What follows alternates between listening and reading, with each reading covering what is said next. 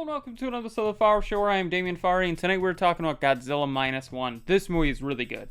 I'd give it an Farr. Great movie. I'm not the biggest Godzilla fan. I own a bunch of the movies digitally. I think all of them that you can buy on Google Play at this point. But I really love Godzilla vs. Kong and Kong Skull Island. Though, ironically enough, I don't remember anything of Godzilla vs. Kong. Kong Skull Island, though, I watch like once a year because that movie has no right being that good. It is a terrible script, but the actors carry it on their ass. And the director probably directed pretty well, too. So, let's start talking about Godzilla Minus One here, where it's directed by Takashi Yakazima, and it's also written by him. I'm terrible at names, so we're going to butcher all these terribly, so sorry in advance. I'd just like to say, the CGI is hit or miss, but I understand it's only got a $15 million budget, so the fact that it even has CGI to me is just mind-blowing. I get that you can make movies for less and less with great CGI and terrible CGI, but, you know, this movie looked pretty good. I mean, almost comparable to the Marvels CGI-wise, and this had considerably less of a budget. The only CGI problem I really have is Godzilla's super slow. Like, he doesn't even just walk. He just old man walks. Like, normal walk would have been this. Old man walk. That's the only big complaint I have here.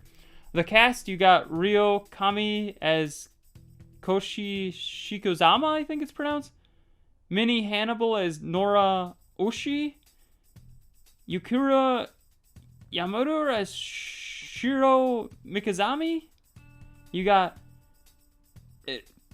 Meitaka Akoi as Shozeki Tabashi, I think it's pronounced.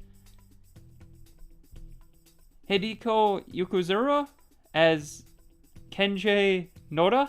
And then you got Sakura Arodo, I think it's pronounced, Adono?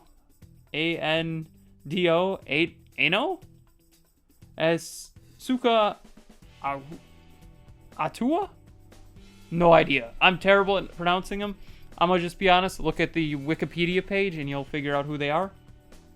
So, the plot of this movie, a kamikaze pilot refuses to kamikaze his plane and says he has mechanical issues. So he lands on an island where Godzilla then shows up. And instead of, like, stopping Godzilla, like, he could have shot him with the plane and, you know, maybe saved other people's lives, he chickens out again. Everybody gets killed but him and another guy who injures his leg. He goes home to find his parents are killed. And a woman ends up moving in with him with a baby, but it's not her baby. But he becomes kind of like the adoptive father, and they kind of become lovers, but they don't, like, have sex or really love.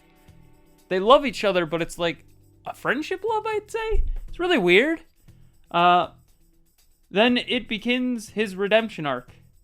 You know, his redemption arc to become the guy and beat Godzilla, because Godzilla keeps showing back up. I don't really want to spoil too much because there's some good plot in here.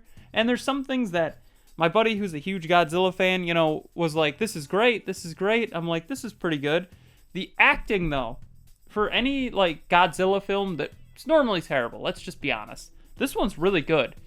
Normally, Godzilla is the reason you keep watching. This movie, you watch it because the characters are so good. It's really well written. It's really well acted. I don't understand Japanese, but the subtitles worked. So, I could see that they were acting their ass off, and it shows.